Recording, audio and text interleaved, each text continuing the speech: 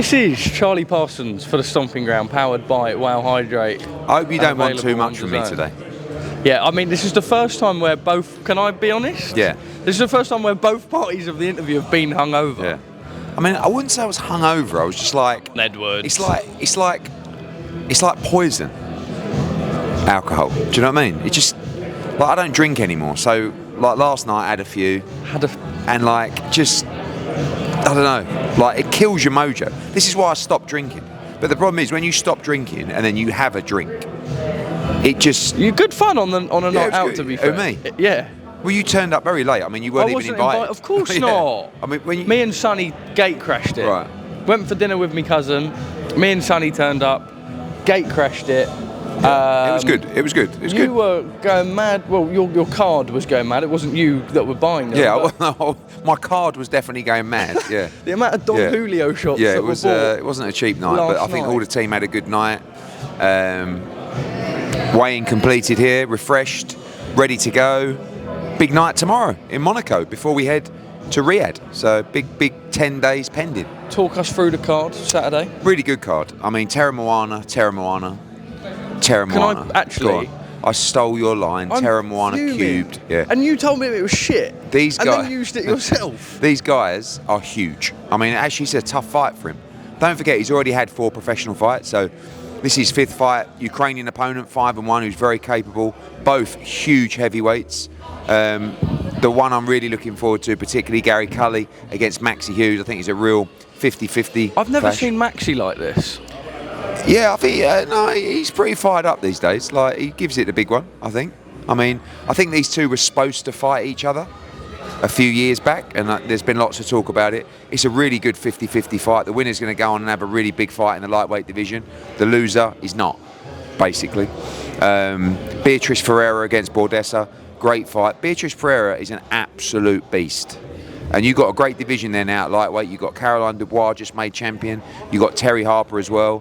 And let's unify. Let's find out who the best is in the division. And it's a tough fight for Beatrice tomorrow, but you're going to see why she's pound for pound one of the best in the sport.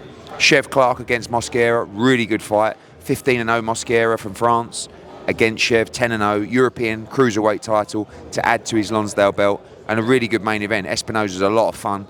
And he'll be a great style for Akhmadaliev to hopefully make a statement, and we can keep on calling out Inoue.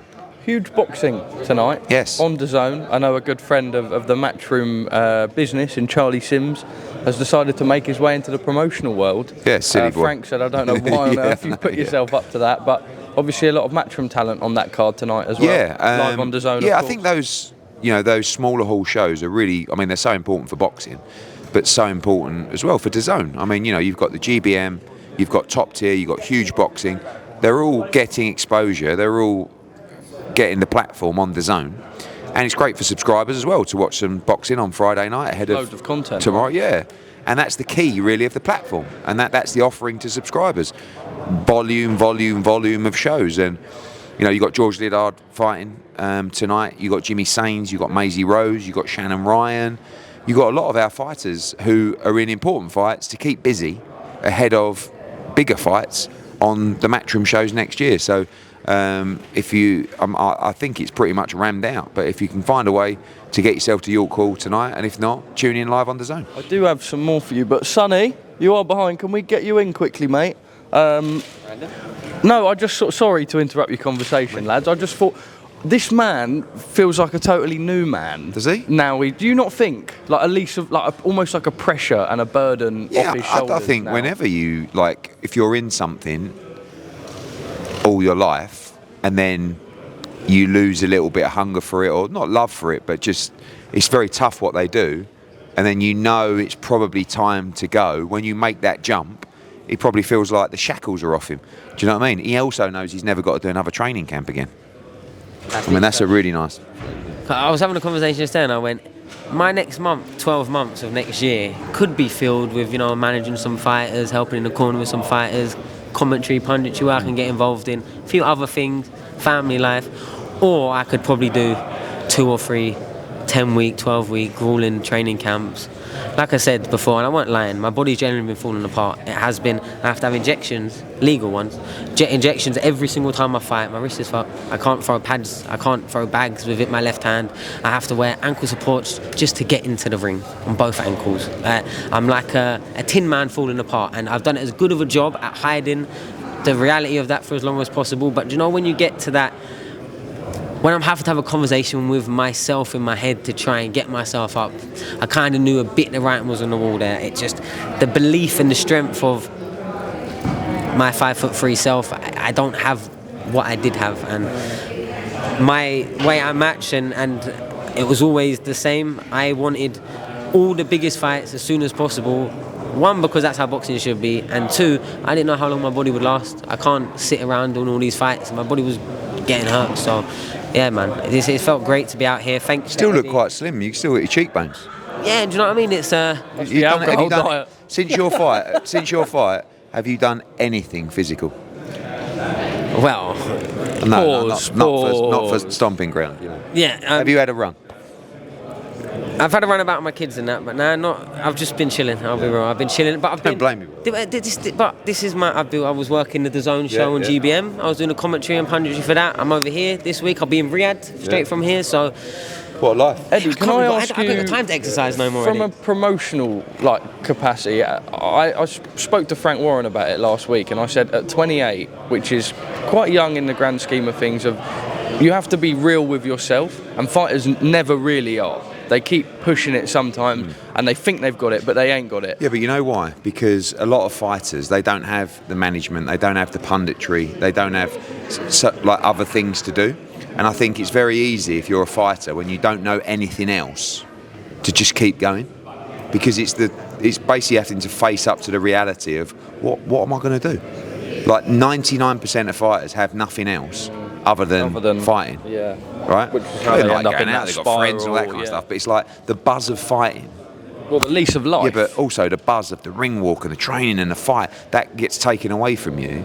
And if you haven't got something else in your life, it's a bit like, I feel like people like Ricky Hatton and people like that, you know, when they leave the sport, that buzz, you know, the trips to Vegas, the massive fan base, the fights with Mayweather, how do you replace that in your life? You have to find another passion to replace that. And he's still in the game. You know, he's still managing fighters, he's in the corner, he's doing all his punditry and that kind of stuff. So he's got a career ahead of him, really, which when you've got that, it's much easier to make that, you know, that change. If you're just sitting there going, I literally don't, I'm, for myself as well, I don't know. People say to me, how do you unwind? Like, what do you like doing in your spare time? I don't have any spare time. Two, I don't do anything else. I don't know anything else. I don't go fishing. I don't play golf every Sunday. I don't, like, you know, away from the kids, it's like, it's scary for me to think about. Well, on one hand, it's thinking, it'd be really nice to actually not have to sit down with fucking Charlie Parsons and do an hour a day on Stomping Ground. Ignoring his WhatsApp. Yeah, but I don't know anything else. But because he's got that, it's easier to make that transition.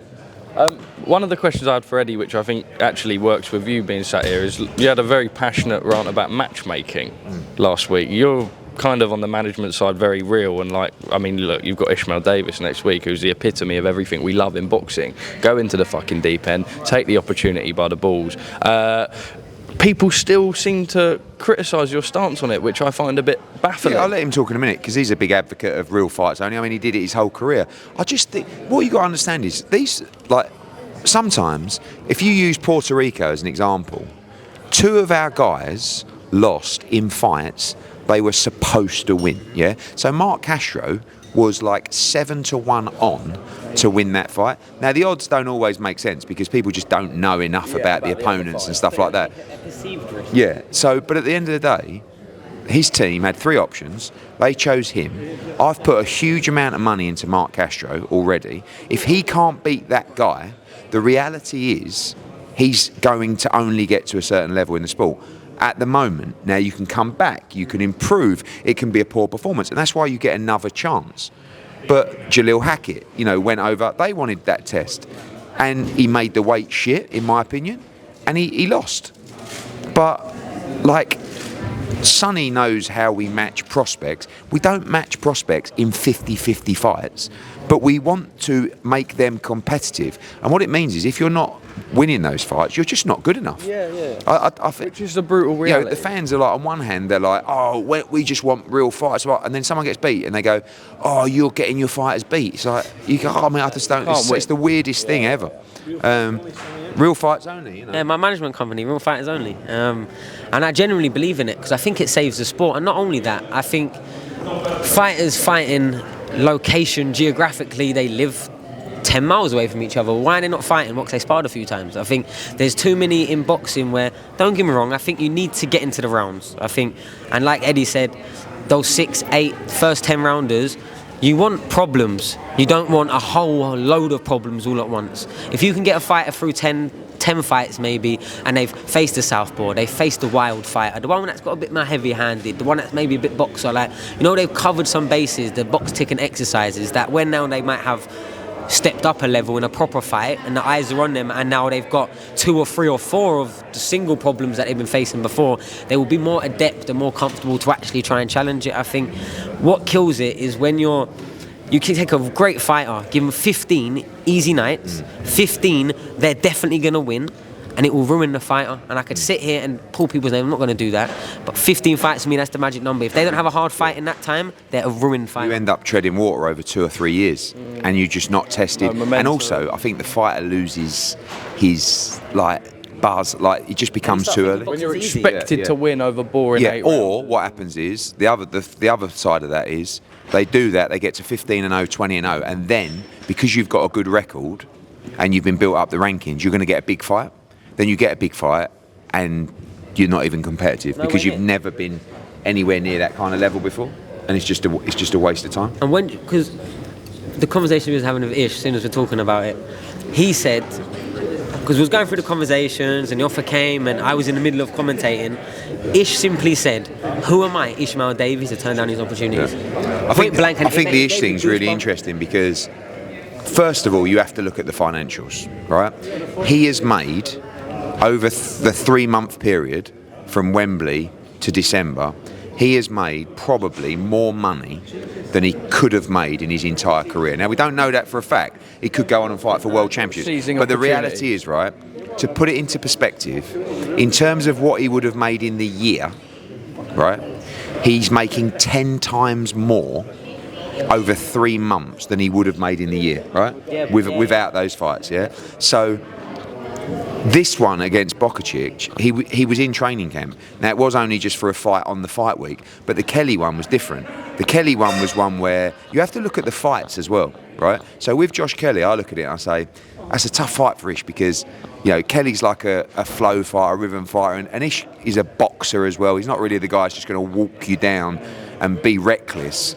If he was, by the way, earlier in that fight, I think he would have won the fight. I mean, that's a lesson I think he really learned. That's his biggest regret, you know, being more conscious of being in a good fight for 12 rounds. Because once he took the safety off, I think you could clearly see that in a small confined space, there was only one winner in a fight. There was, he needed to start earlier, didn't he? That's the reality. And also, you're doing 12 rounds on a 1 week. Like, you're probably thinking your engine's not. And he's never been in the ring with someone in a fight as technically skilled as Josh. And what Josh was good at is doing everything but fighting, really.